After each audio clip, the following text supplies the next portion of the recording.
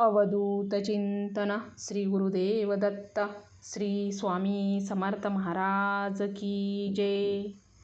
आजचा दिवस तुम्हाला शुभ जावो हीच मी स्वामीचरणी प्रार्थना करते आणि आजच्या नवीन व्हिडिओला सुरुवात करते।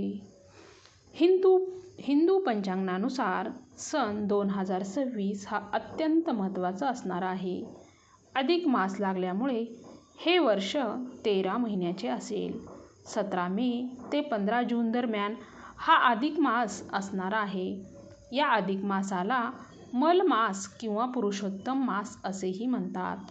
हा काळ अत्यंत धार्मिक आणि आध्यात्मिक दृष्टिकोनातून फारच महत्त्वाचा मानला जातो। या अधिक मासात केलेल्या कर्माची फळं अनेक पटीने वाढतात। हिंदू पंचांगानुसार अधिक मास हा 13वा महिना दर 3 वर्षांनी येतो।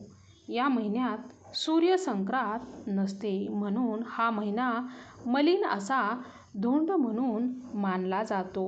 या महिन्यात कोणतेही मंगलकार्य केले जात नाही। जेव्हा एकच चंद्रमास दोनदा येतो तेव्हा पहिल्याला अधिक मास आणि दुसऱ्याला शुद्ध मास असे म्हणतात।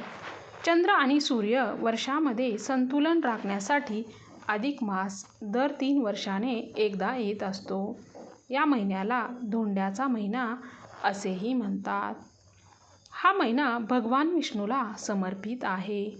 नकारात्मकतेला तुमच्या जीवनावर प्रवाह टाकून राहण्यासाठी किंवा रोखण्यासाठी या महिन्यात काही नियमांचे पालन केले पाहिजे, ते आपण पाहूया।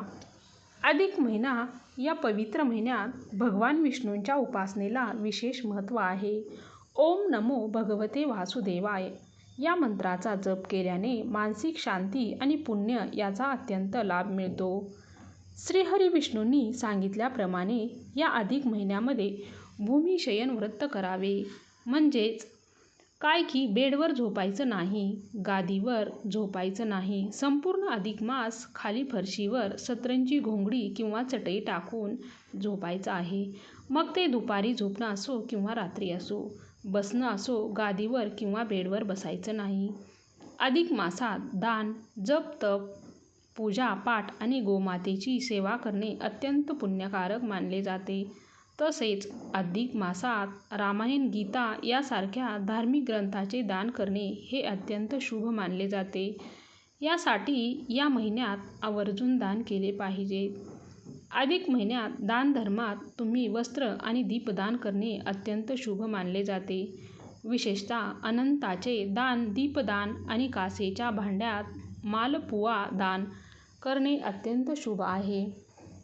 या महिन्यामध्ये अनारसे, बत्तासे, खारका, सुपारी किंवा फळं असतील तर 33 संख्येमध्ये सनपान्न म्हणजेच पात्रासह दान करायचे आहे।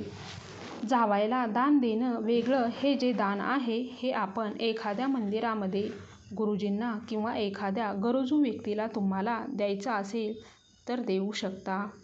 अधिक मासात एक वेळ जेवण करून सुद्धा तुम्ही अधिक मास पाळू शकता, उपवास करू शकता। या महिन्यामध्ये अन्नदान करू शकता किंवा संपूर्ण धोंड्याचा महिना म्हणजे अधिक मासात गाईला गोग्रास खाऊ घालू शकता। जोडपं भोजन म्हणजे एखादं जोडपं बोलवायचं आणि संपूर्ण अधिक मास त्यांना दुपारचं किंवा रात्रीचं जेवण आपल्या घरी जेवू घालायचं। किंवा तुम्ही एखादी सुवासिनी स्त्री बोलवू शकता आणि तिलासुद्धा जेवण घालू शकता। त्याचप्रमाणे अधिक महिन्यात आवळी स्नान करू शकता, तीर्थस्नान करू शकता। आता तीर्थस्नान तर आपण दररोज काही करू शकत नाही, मग काय करायचं? अधिक मास सुरू होण्याच्या अगोदरच पूजा साहित्याच्या दुकानामधून गंगाजल आणून ठेवायचं किंवा तुमच्या घराच्या आजूबाजूला कुठे एखादं तीर्थक्षेत्र असेल, तिथे नदी असेल तर त्या नदीचं पाणी घरी आणून ठेवायचं आणि संपूर्ण अधिक मास रोज अंघोळीच्या पाण्यामध्ये ते पाणी थोडंसं मिक्स करायचं आणि त्या पाण्याने स्नान करायचं आहे। या महिन्यात धरण, पारण, भोजन व्रत करू शकतो, म्हणजे 1 दिवस जेवण करायचं, 1 दिवस उपवास करायचा। हे व्रत पण तुम्ही करू शकता किंवा आपण दुसऱ्या पद्धतीने देखील धरण पारण करू शकतो। म्हणजेच दिवसातून फक्त एकदा जेवण करायचं, म्हणजे आपण संध्याकाळी एकदा जेवण करायचं असं देखील करू शकतो. याबद्दलच सविस्तर व्हिडिओ यामध्ये संपूर्ण माहिती मिळेल. महाविष्णूंना आवळा अत्यंत प्रिय समजला जातो.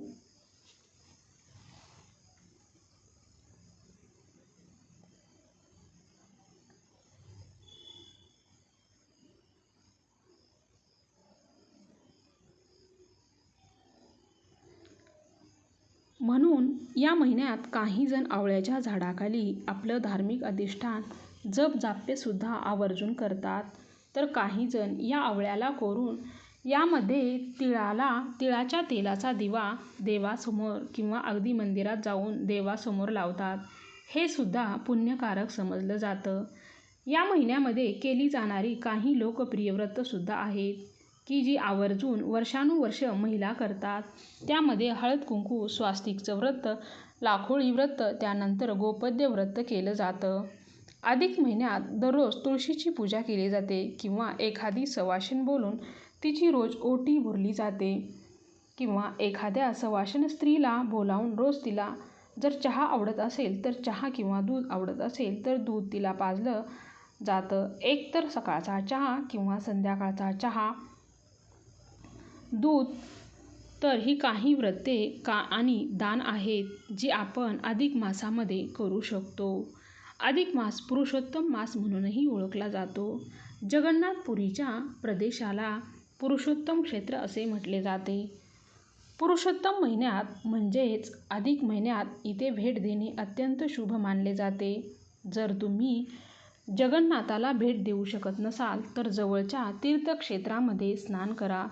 गंगा किंवा इतर नद्यांमध्ये स्नान करणे आणि मंदिरामध्ये सेवा करणे हे देखील अत्यंत शुभ मानले जाते.